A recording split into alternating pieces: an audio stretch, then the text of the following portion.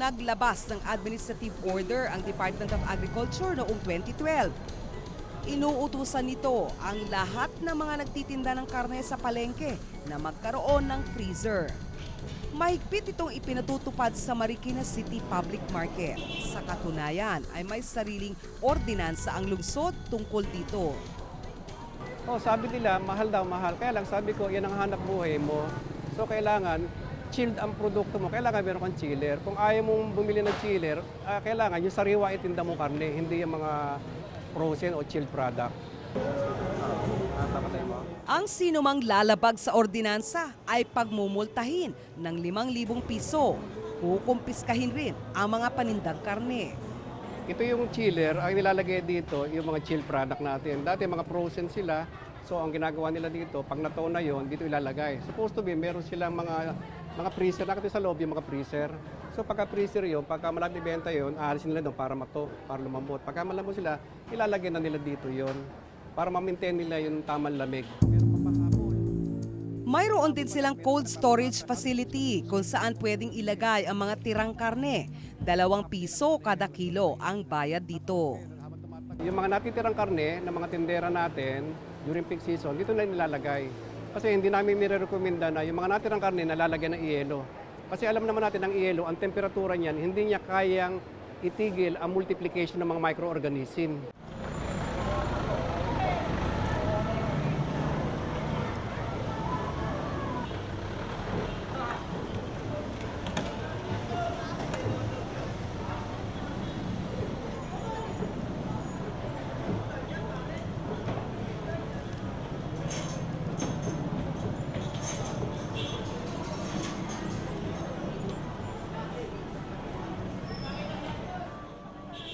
Ini-inspeksyon ding mabuti ng NMIS ang mga karneng dinadala sa slaughterhouse.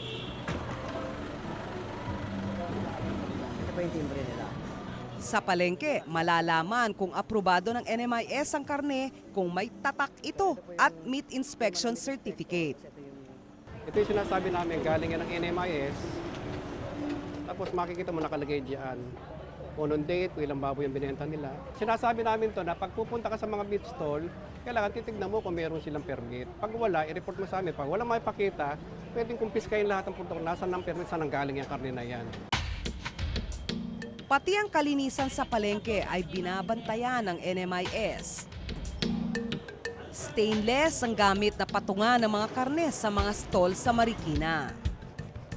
Ang stainless, hindi siya kinakalawang. Makita niyo, walang natatagong mikrobyo. Halimbawa, ordinaryong bakal, makakaroon ng kalawang yan. Isipin mo, isasabit yung karne sa kalawang. Hindi mo alam, hindi mo nakita, contaminated na yung karne. Binili mo, may kalawang pag-uwi mo. Bawal din ang may kulay na ilaw sa palengke.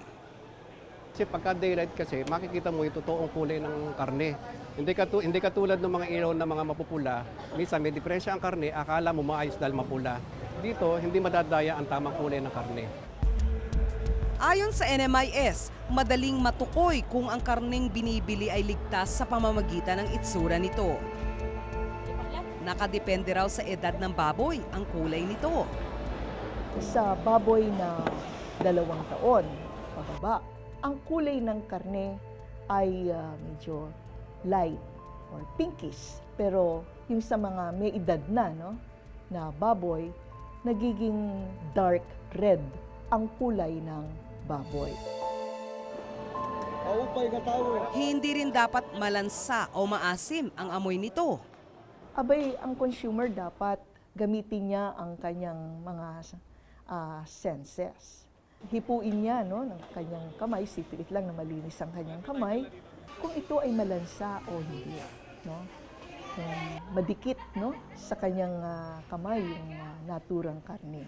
May pagkamaasim, medyo may pagka hindi maganda, odorous na yung ano ng karne, yung amoy ng karne.